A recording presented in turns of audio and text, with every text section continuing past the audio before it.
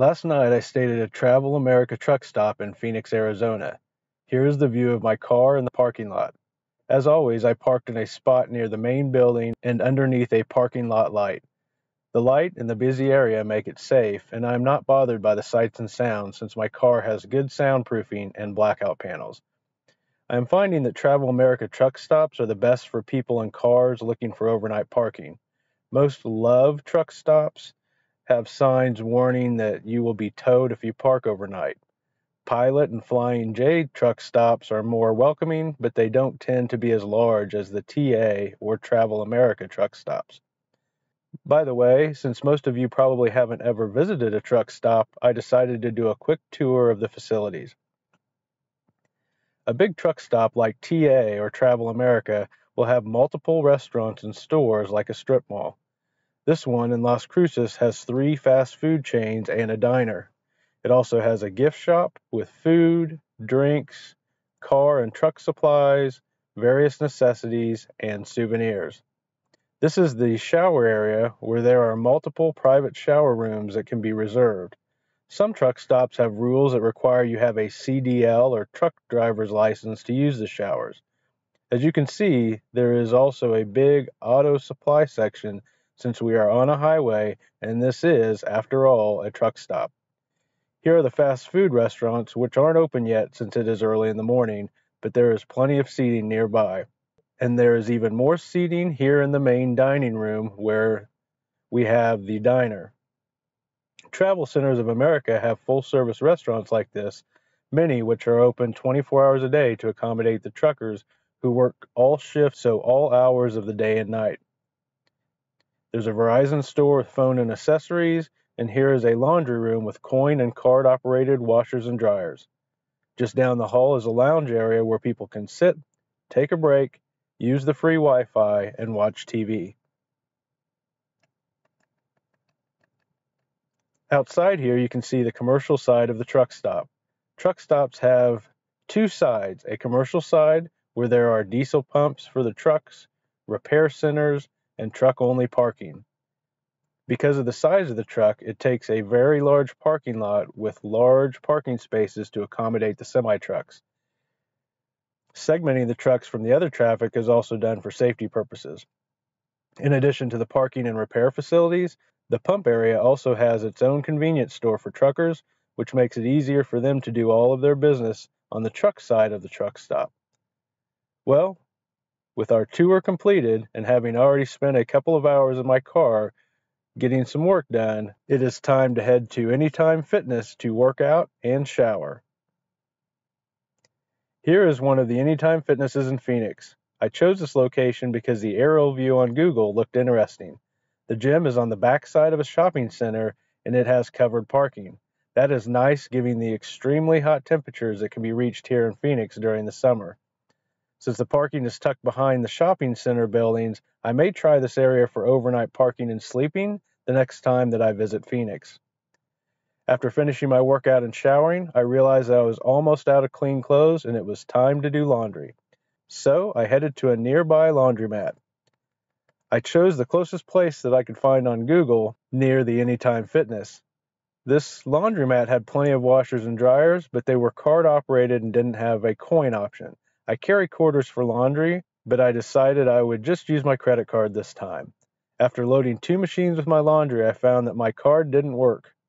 After tracking down someone that worked there, I found out that they have a system where you have to purchase a special card from the laundromat, load dollar bills onto the card using special machines that only accept bills and not coins, and then do laundry using their special card at prices that were not in even dollar amounts.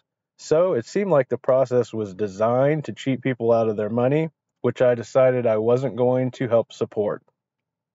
So I went back onto Google to look for another laundromat nearby. Unfortunately, the next place I tried, which was just down the road, looked like it had recently been destroyed by a fire. However, my third try was a success, and I found a laundromat that had plenty of machines, was very clean, and accepted quarters. The washers were not the large industrial size like the laundromat that I use in Palo Alto where I can get everything into one load, so it took 2 machines to handle all of my clothes in my sleeping bag. However, they did have the large dryers, so everything fit into one dryer. The prices were also reasonable at around $4 a wash, and the large dryer dried everything in 30 minutes, which only cost $1.50. One thing that I wanted to show you was my wardrobe and the system that I have for storing my clothes. When I gave away all of my belongings and moved into my car, I simplified my wardrobe down to the necessities as well. Here is all of my finished and folded laundry, which fits into one duffel bag. The bag is small enough that it qualifies as a free carry-on if I ever need to fly when I am traveling. As you can see, I have enough underwear for the week, which are the gray items that I am now packing. Next, I pack my socks, which I simply keep unfolded in a plastic bag. Since they are all the same size, they don't need to be paired or folded. Here are my gray t-shirts, which are also all the same to keep things simple, cheap, and easy. I take time to pack everything nice and tight, rolling most of my shirts to keep them from wrinkling and making sure that I can fit all of my clothes for the week into this one bag. Next are my shorts, which are also all the same, and then I have my undershirts. I have more undershirts and underwear because I go through one shirt and a pair of underwear a day, but I wear the t-shirt and a pair of shorts for 2 days unless I get something on them, since they are outerwear. That approach means that I can get by with about $100 in clothing that fits neatly into one small duffel bag. As I wear the clothes throughout the week, I put them into another canvas bag that I have in the back of my car for dirty clothing. That was the black bag that you saw when I was unloading and putting my clothes into the washer earlier. By the way, you may have noticed that bag says Public Radio Geek because it was a freebie that I got for donating to my public radio station years ago. Please make sure that you support your local public radio station. In one of the side pockets of my bag, I have small cotton towels which I use when I work out. In the other side pocket, I have a large microfiber towel which I use when I shower. I also have all of my hygiene supplies. I have a small weighing scale so I can make sure that I'm staying at a healthy weight, which unfortunately I'm not at right now because I need to lose about 20 pounds that I put on during COVID. The small plastic bag has the battery for the scale, which I keep out while I'm not using it so the pressure of the clothes doesn't constantly turn on the scale and run down the battery. I also have hygiene wipes, a bag with my toothbrush and toothpaste, my electric shaver and its charging cord, which I charge while I shower at Anytime Fitness, a pair of clippers to cut my hair once a week with the attachments, oil to oil the clippers so they stay in good working condition, and, like I said, I also have my gym towels in the other pocket for when I sweat during my daily hour of cardio on the elliptical machine. In the front pocket, I have a combination lock so I can lock my items in a locker while I work out. And I also have a loofah and a scrubbing pad, which are easier to use and dry out much more quickly than washcloths. I don't have to pack any soap because all of the Anytime Fitnesses have soap dispensers in their showers, and I don't need shampoo since I keep my hair shaved short. So that is how I keep all of my clothes and hygiene products in one simple duffel bag that I can easily store in my car and carry with me to the gym when I work out and shower in the mornings. Well, since this video has already reached a good length, I am going to stop here. Next, I am headed to Las Cruces, New Mexico and El Paso, Texas, where I will check out the border wall between Mexico and the U.S.